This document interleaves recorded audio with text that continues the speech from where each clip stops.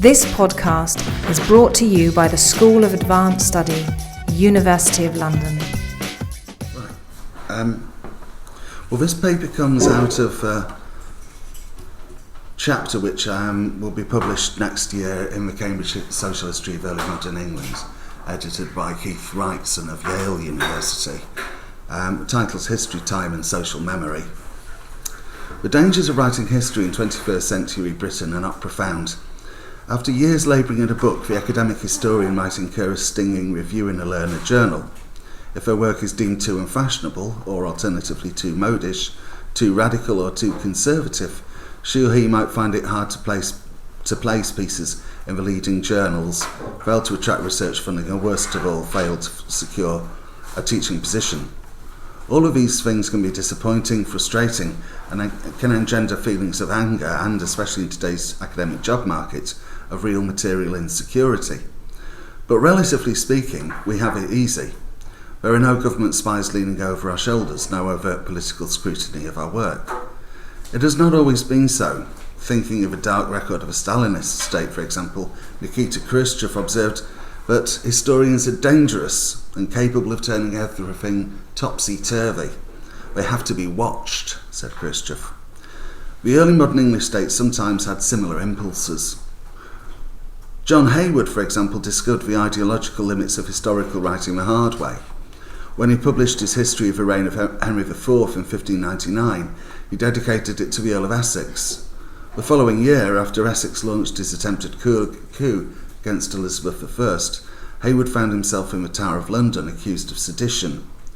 The comparisons between Elizabeth I and Henry IV were too great to be ignored. Over and again, his interrogators, leading members of the Privy Council, returned to Hayward's authorial intentions, especially the possibility of a link to Essex and his apparent intention to stir up trouble amongst what they called the common people. What Hayward failed to recognise was that when he was writing about certain historical subjects, he had to be very careful. The next time that he wrote a study of a reign, this time that of Edward VI, Hayward trod carefully. In particular, his presentation of the popular rebellions of 1549 was markedly hostile, depicting the rebels as irrational, base and senseless. This time, Hayward uncritically reproduced the dominant values of his age, scripted into the historical past. Grafton's Chronicle of 1569 provided a blunt statement of the intended effects of reading history. From a study of the past, Grafton wrote, "Kings may learn to depend upon God and acknowledge his governance in their protection. The nobility may read the true honour of their ancestors. The ecclesiastical state may learn to abhor traitorous practices and indignities done against kings by their popish usurping clergy. High and low may shun rebellions by their dreadful effects, and beware how they attempt against right, how unable soever the person be that beareth it." The representation of history could therefore be highly political, yet ideas are hard to nail down. There was no single tradition of early modern historical writing. Importantly, the period saw a flowering of learned historical work that was dynamic, creative, and ideologically unpredictable. Some of this work took the form of a translation of classical works into English, helping to underwrite a middling sort participation in the English Renaissance. In those works that dealt with the classical past, for example, William Shakespeare made extensive use of Sir Thomas North's 1579 translation of Plutarch's Lives. The feeling of a cultural and political inheritance from a classical past fed into a civic humanism emergent amongst urban propertied groups. Holinshed's Chronicles, 1577 and 1587, a massive collaborative work that told the story of British history from its mythical foundations to the time of publication, represented not just a landmark achievement in historical writing, but also another foundation of a sense of citizenship amongst urban middling people. The period saw the birth of an antiquarian tradition which in its urban form represented a sharpened sense of the past, but which also grew out of a longer established tradition of town and city chronicles, manuscripts that were often carefully locked away in muniment boxes in guildhalls across the country. Similarly, following William Lambarde's History of Kent in 1576, there developed a tradition of county antiquarianism linked to gentry identity. Many gentlemen liked to dig around in local archives in order to demonstrate the longevity of their line. Descent mattered to these people. Antiquarianism had its practical applications. It could provide the basis for an attack on established customary rights, demonstrating that tenants' claims to secure copyholds, for example, was only a recent invention. An awareness of early legal history had a practical utility for attorneys, and in the early 17th century it provided a factual basis for the defence of parliamentary privilege at the national political level. I want to shift now to popular memory, relatively neglected field. By the late 16th century there had emerged a sense of historical change that identified the Reformation and social and economic change as linked historical processes that fundamentally reshaped English society. The pre-Reformation church had its own memory culture. In its treatment of local saints, veneration of the memories of founders of chantries, perambulation of parish bounds, or in the recitation of bead rolls, pre-Reformation belief was highly localised. The Henrician Reformation picked away at some of this. With far greater aggression, the Edwardian Reformation swept away much more. During Elizabeth's long reign, a moderately Calvinist church succeeded in implanting a new religious culture in the minds of two generations of English people. The old religion seemed, by the end of the 16th century, to be as much a part of the past as was the cosy paternalism of good lordship. Yet there were those who clung to the old ways. At the height of the Northern Rising of 1569, the old services were re-established in Durham Cathedral. Witness statements taken in the aftermath of the Rising point towards the continued affection of many people for the old ways. This memory was focused upon personal and parochial artefacts and upon old rituals. Folk spoke of the vast throng that gathered to watch the resurrection of the old services in Durham Cathedral. One woman recalled that she could not find a seat in the nave, for the throng of people was so much. Many people mentioned their use of ritual objects that, under the Elizabethan settlement of 1559, were meant to have been set aside, old Catholic votaries and prayer beads. But in emphasising those parts of the old service that had not followed, witnesses usually managed to imply an only partial commitment to the old religion. Elizabeth Watson, for example, admitted that she used her beads during the service in the cathedral. Agnes Mixton had done the same, explaining that during the renewed Eucharist service she used her beads. She saith that she is sorry for the offences, but she saith that she hath her beads still. It's the old rosaries that these women were still holding on to, formally speaking an offence against the religious settlement. Agnes's husband, Gilbert Mixton, was also in the cathedral to hear the divine service. He said that the press of people was so strong that he couldn't see the elevation of the host, but that he heard the priest deliver a sermon to the effect that the old services was the right way. He admitted that during the service he took holy water. Ralph Stevenson took holy water but not holy bread, nor was he shriven. William Watson says that he took part in the celebration of Mass out of fear, and that he bowed then down of his knees, but knocked not, so he didn't actually kneel before the Eucharist, and he took holy water.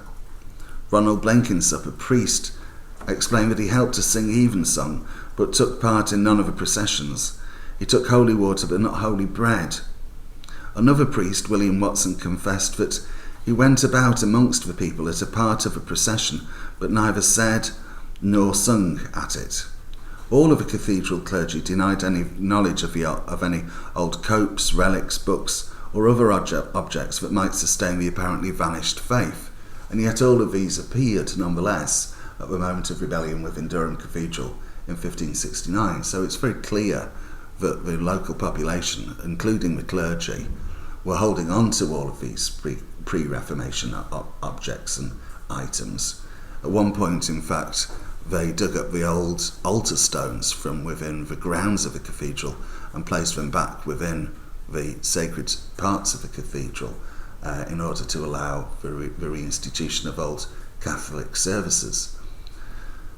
Memories of the old religion then could in many places be fiercely retained. Yet when confronted by officialdom, be still capable of careful modulation.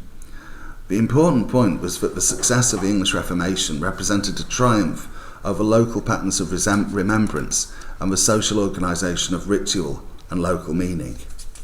Yet there were those who, despite the steady wash of Elizabethan amnesia, sought to communicate the memory of the old church to succeeding generations. These memories took a textual form. The author of the 1593 manuscript called The Rites of Durham, almost certainly a former monk of the city's former monastic house, provides the fullest description that has survived of a pre-Reformation cathedral and the services that it sustained. As his mind's eye moved around the great Romanesque structure, recalling its prior functions, its prior uses and decorations, the services within it, the author of the Rites recalled the services and rituals that had once occurred there. He began his mental journey at the east end of the cathedral, at the Chapel of the Nine Altars, which is one of the most sacred parts of the cathedral, before moving on to the great shrine of St. Cuthbert, who was the great saint of the English North. His memories were deeply coloured, yet resonant of a sense of place and attachment that had been ruptured. As he wrote, "Next to these 9 altars was the goodly monument of St. Cuthbert, made of fine and costly marble, all trimmed and gilded with gold, having 4 seats or places convenient under the same for the pilgrims or laymen sitting on their knees to lean and rest on in time of their devout offerings and fervent prayers to God, and holy St. Cuthbert for his miraculous relief and succour, which being never wanted made the service to be so richly invested that it was estimated to be one of the most sumptuous monuments in all England. So great were the offerings and jewels that were bestowed upon it, and no less the miracles that were done by it, even in these latter days, as is more patent in the history of the Church at large." The author of the Rites was no antiquarian recording a dead world as if it was some empty, desiccated thing. Rather, the rites seethes with life. The work is intended, in the event of a re-establishment of the old religion, to provide a template for the recreation of those localised services and of a precise material environment within which those rituals were conducted. The object, no less, was to provide a textual basis for the recreation, if circumstances permitted, of a lost cultural and spiritual world.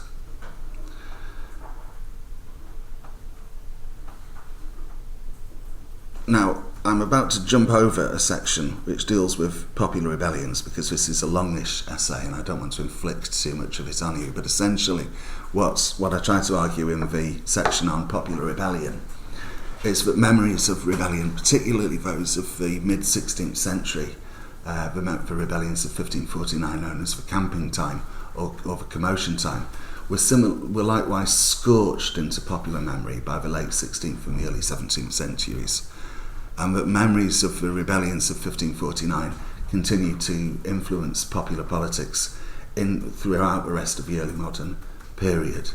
In the book that I wrote about the 1549 rebellions a few years ago, what I tried to argue was that the memories of the rebellion were consciously scripted by ruling elites, both through ritual services and within printed propaganda, to depict the rebels as senseless, violent and cruel, and that this fulfilled a kind of, to use Gramsci's term, a kind of hegemonic function within the use of the past. What I also tried to argue using court testimony was that ordinary people into the early 17th century were to be found contesting that definition of what the 1549 rebellions have been about, and instead attempted to rehearse memories of the insurrections which cast the rebellion in a positive light as a rising by what they called honest men against the oppressions of great men. So in other words, what I try to argue in the section which I'm jumping over is that there's a hegemonic struggle within memories of 1549 and more broadly memories of popular politics in the 16th century between dominant and subordinate social groups, and that in the course of fighting out their memories of the rebellions, they're also fighting through actual social conflicts at the time at which they are engaged in that process of remembrance.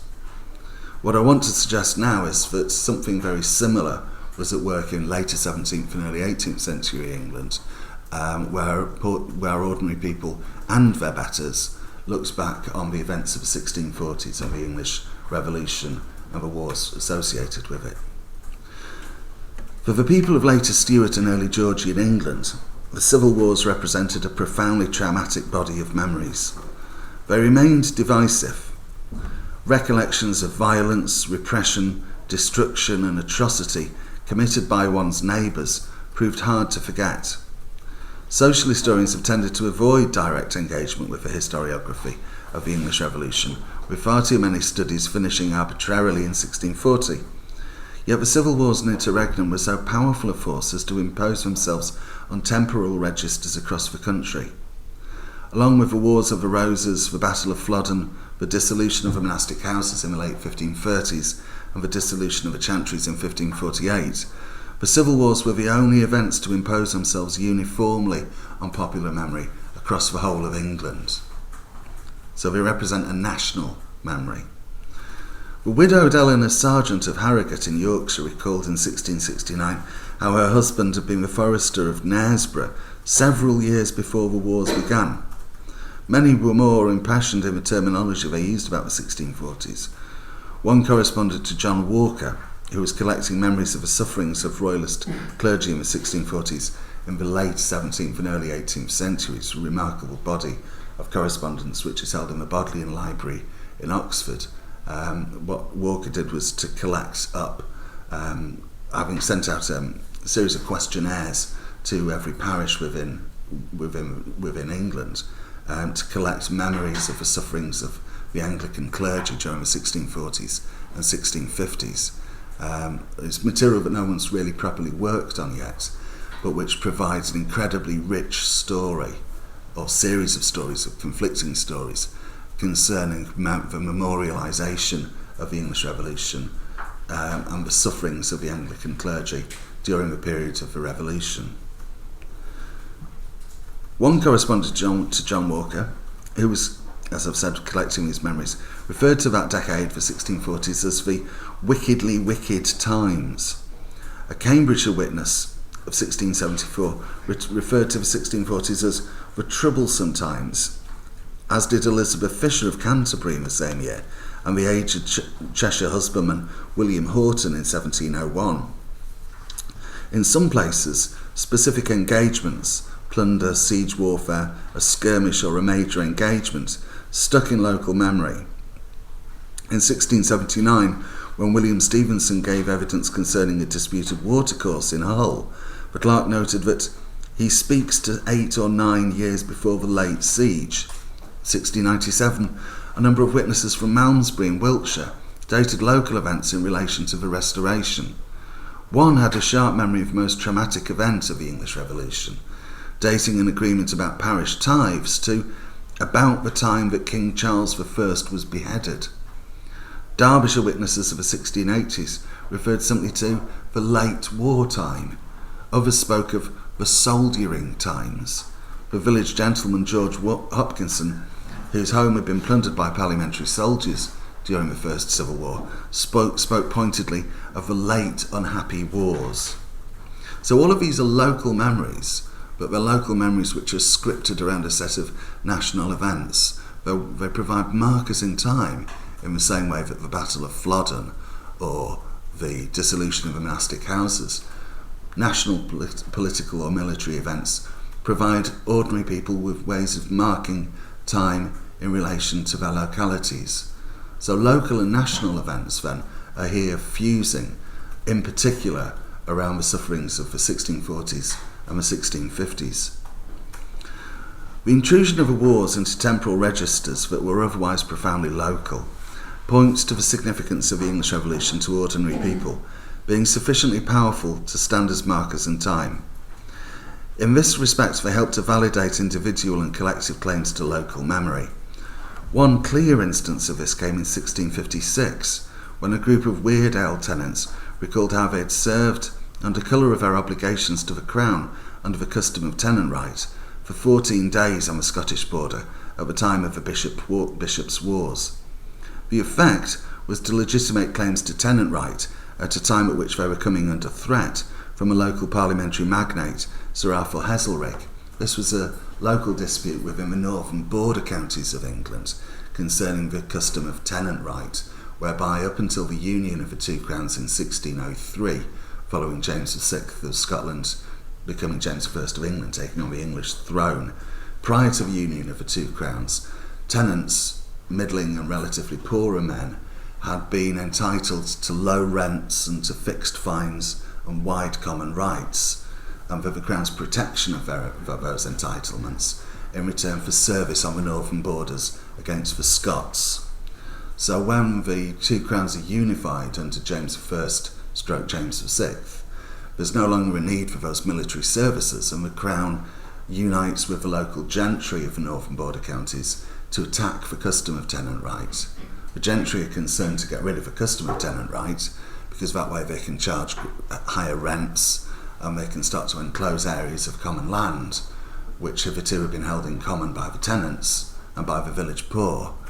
As a result of that, what we get in the early 17th century and going up until the 1650s are a series of testimonies where poorer and middling people talk about their memories of serving on the northern borders against the Scots as a way of validating their claims to tenant right in the present. And this example, which I've just given from 1656, is the latest example that I found of tenants talking about their service on the northern borders. In this case, they're talking about their service on the northern borders in the First Bishops' War of 1639-40 between England and Scotland, which destabilises the Stuart regime and leads ultimately to the outbreak of the English Revolution.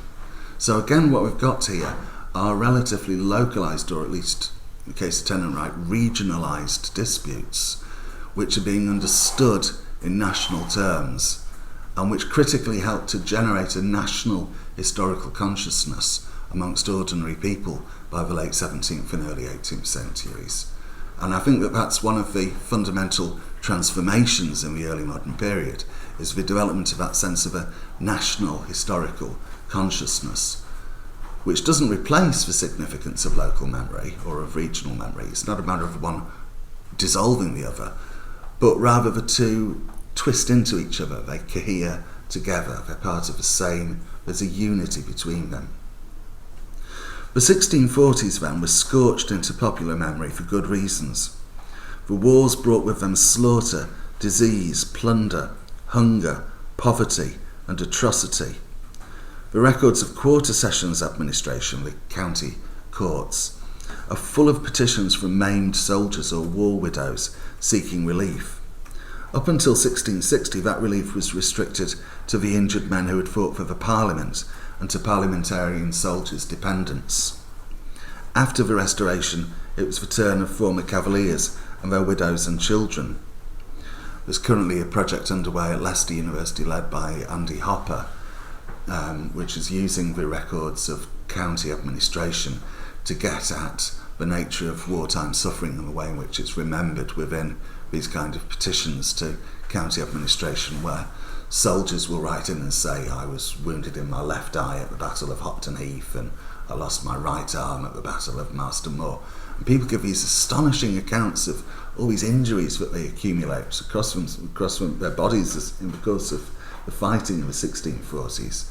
Alternatively, widows will write in and say, well, my husband died at the Battle of Edge Hill, and ever since then I've been living in poverty and my landlord's trying to dispossess me, and I'd like support from the county quarter sessions to help me through with this moment. Up until 1660, it's possible for parliamentarian soldiers and their former dependents to make claims within the local system of county administration.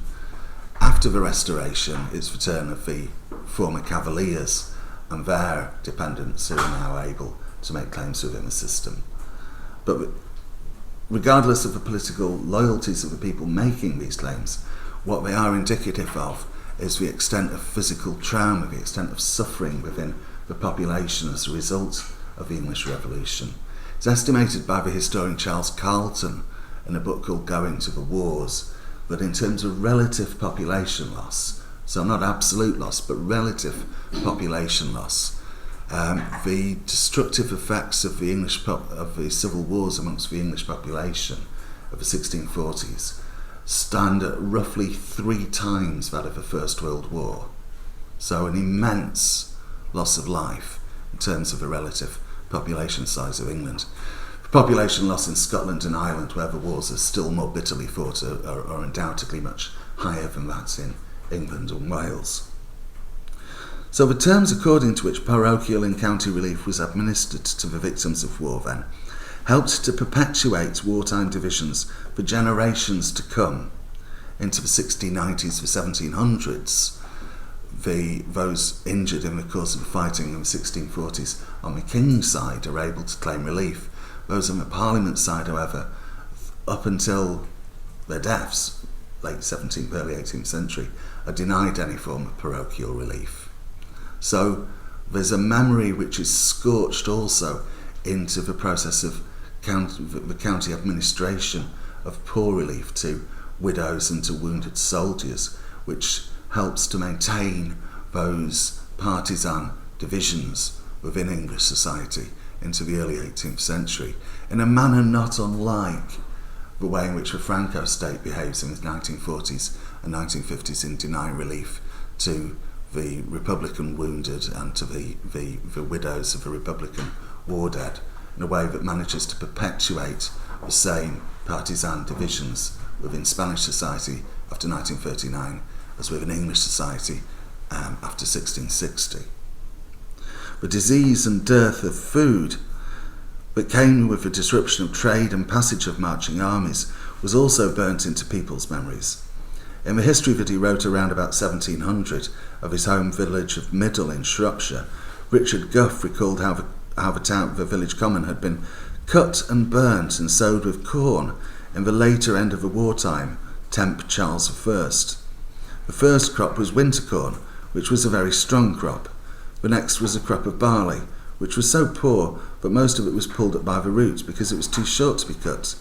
That time there was a great dearth and plague within the village, he says. He also mentions at another point in his history of the village that 20 men from his village of Middle, and Middle's only a small village of about 250 people at the time at which Gough is writing. 20 young men, he says, went off to fight in the wars from Middle in the 1640s, none of whom returned. None of them came back.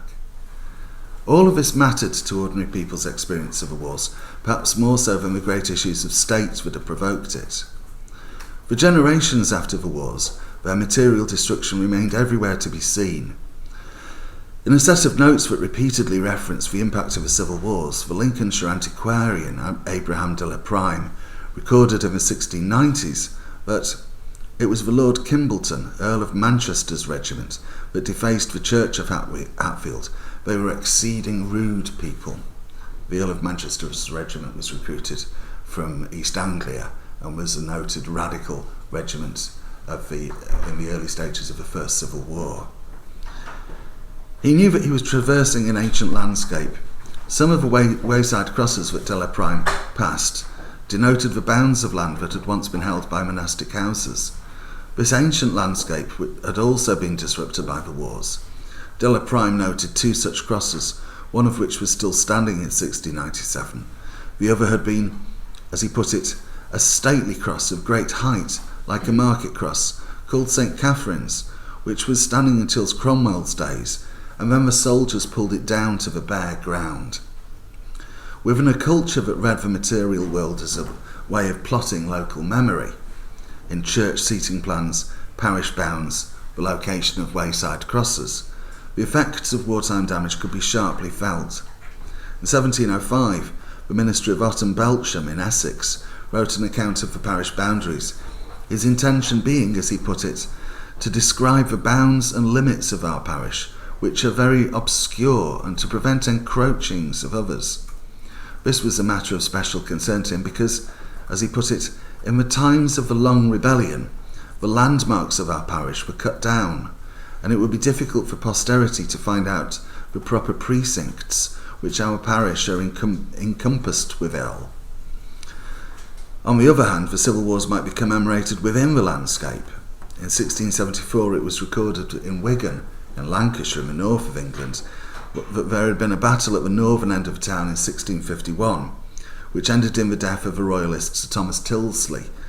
And as a memorial of the place where Sir Thomas did fall, noted one witness, a great heap of stones was soon after laid together by well-affected persons.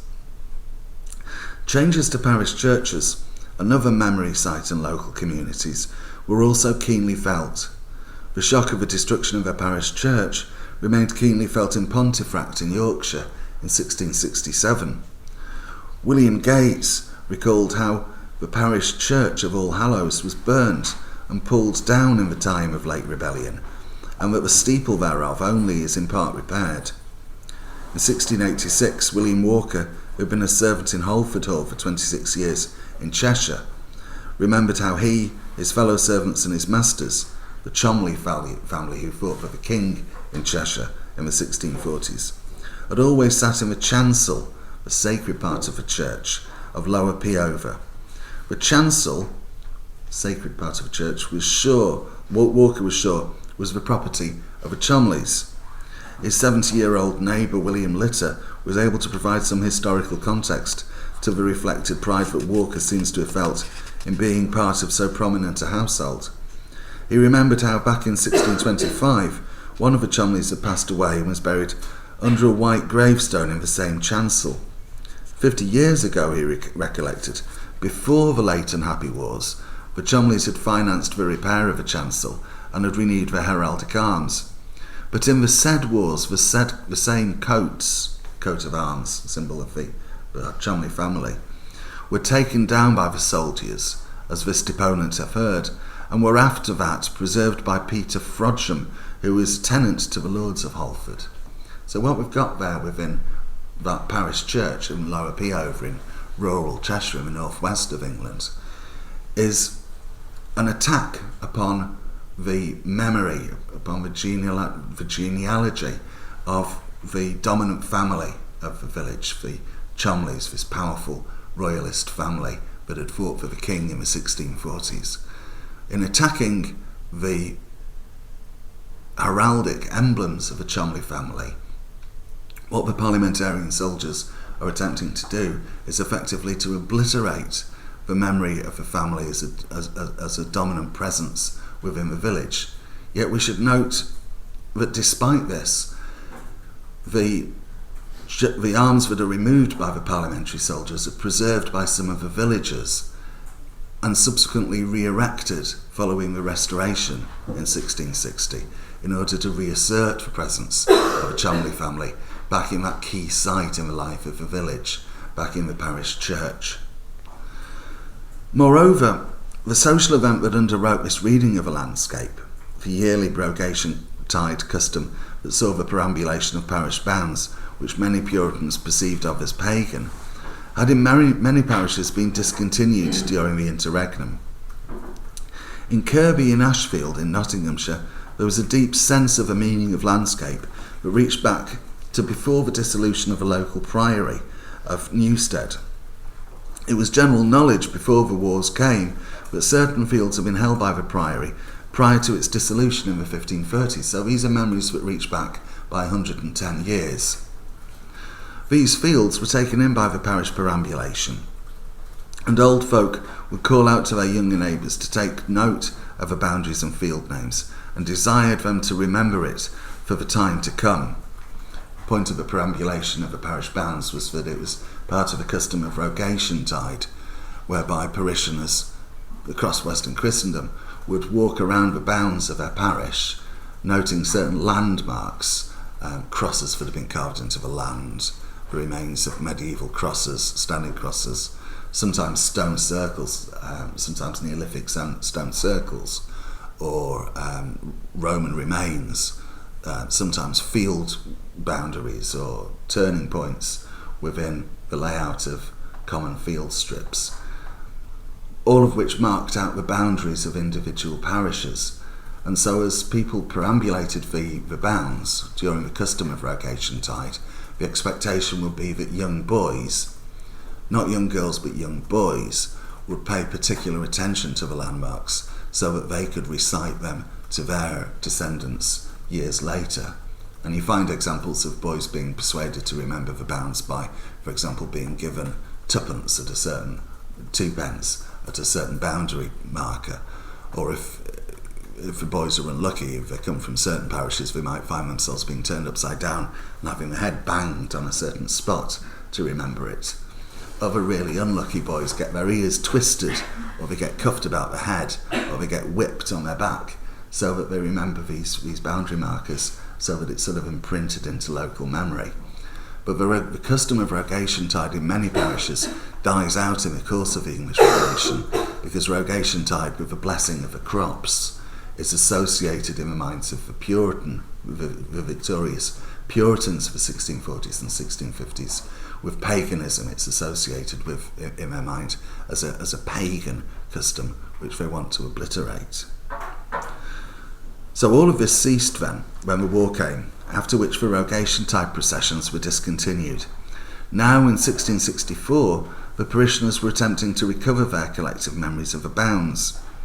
The land itself was also a bearer of memory. Local inhabitants possessed an often intricate knowledge of the tenure that attached to different fields, to their prior occupancy, and to the entitlements and responsibilities that came with that occupancy.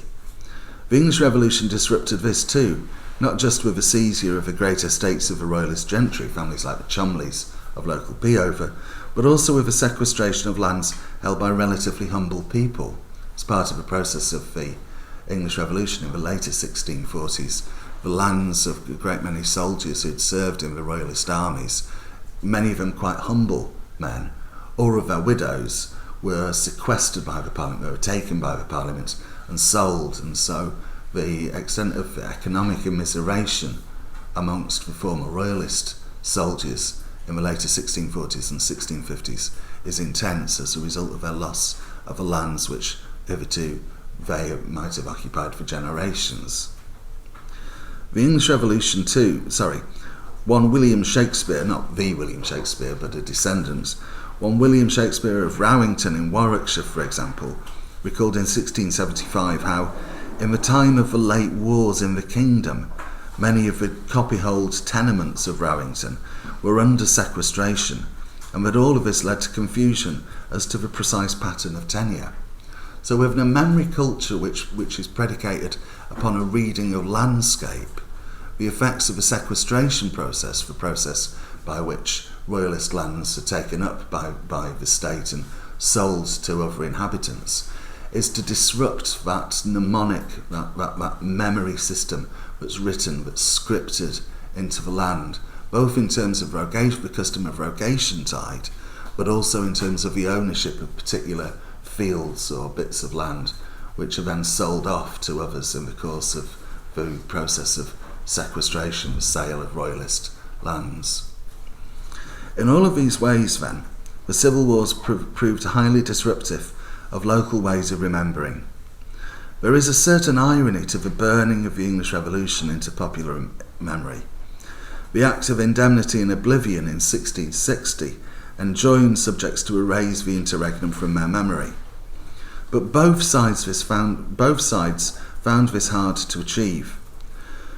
One former cavalier, John Haig of Aston in Derbyshire, couldn't let go of his anger, landing himself in trouble for having, as it was said in the prosecution at the local quarter sessions, took upon him to speak of the Act of Oblivion, and said that the king was a fool and a knave if he made it not void, and hanged not up all the Roundheads. Derbyshire, I ought to emphasise, was a county where there were no great pitched battles such as Edge Hill or Marston Moor, none of the battles that find their way into the national histories of the English Civil War, but saw endemic conflict between small garrisons of mounted soldiers throughout the period 1642 to 1646, and it was fought over quite intensely. And most of the communities within the northwest of Derbyshire, which is where this guy John Haig comes from the village of Aston, Most of those villages were divided down the middle by the civil wars. You find both Cavaliers and Roundheads living side by side with each other in the 1630s.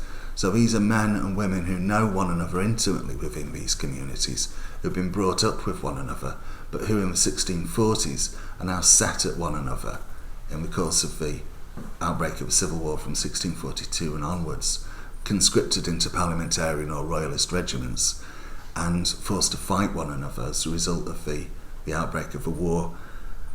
And now in 1660, our man John Haig of Aston, a former Cavalier, finding it hard to let go of those resentments. So when he talks about hanging up all the Roundheads, he's talking about hanging his own neighbours. Elsewhere, the commemoration of Civil War struggles underwrote continued opposition to the Stuarts.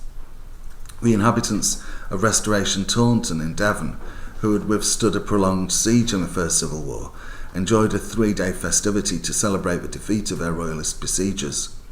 Beginning with drums in the dawn, pious sermons were followed by bonfires, drinking and dancing, at which members of the crowd chanted, "Rejoice, you dogs, 'tis the 11th of May, the day the Cavaliers ran away." In 1671 it was reported to the Privy Council that the people of Taunton performed this commemoration, as the report put it, "by which they glory in their rebellion, so far are they from repentance for it. This course they do also entail to their posterity." Intergenerational continuity had already taken hold by 1671. The correspondent noted that the rejoicing was kept by men, women and children throughout the whole town, many of which were not then born when the siege was raised. The politics of later Stuart and early Georgian England then were fought out under the shadow of the English Revolution. It's hard to understand the party divisions of the 1678 to 81 exclusion crisis or the rage of party of the 1720s without an understanding of the English Revolution. In many ways, the party divisions of the Restoration period and the early Georgian period represent continuity with the political divisions of and military divisions of the 1640s. The 1640s represented as powerful a force in the politics of late 17th and early 18th century England as would the events of 1789, 1848 and 1871 in Third Republic France. The exclusion crisis of 1678 to 81 was fought as if the party labels Whig and Tory represented synonyms for Roundhead and Cavalier. In the tumultuous year of 1715, when the Georgians come to the throne, when the Hanoverians come to the throne, a Cheapside crowd marched behind effigies of Cromwell, William III and the Duke of Marlborough, crying, "Down with the rump," reference to the Parliament of the 1650s, and "No Hanoverian, no Presbyterian government." A similar set of analogies occurred to a Coventry crowd, who in 1736 cried out, "Down with the rump, down with the Roundheads, no Hanover, down with the King's head." Pursuing the same point, a Lancashire carpenter found himself in trouble in 1722 for having called out during a riot, "Down with the rump." Meanwhile, a rioting crowd at Harwich in Essex in 1724 delighted in mocking George I. An outraged witness reported that the crowd was drumming a ridiculous tune of round-headed cuckolds, etc.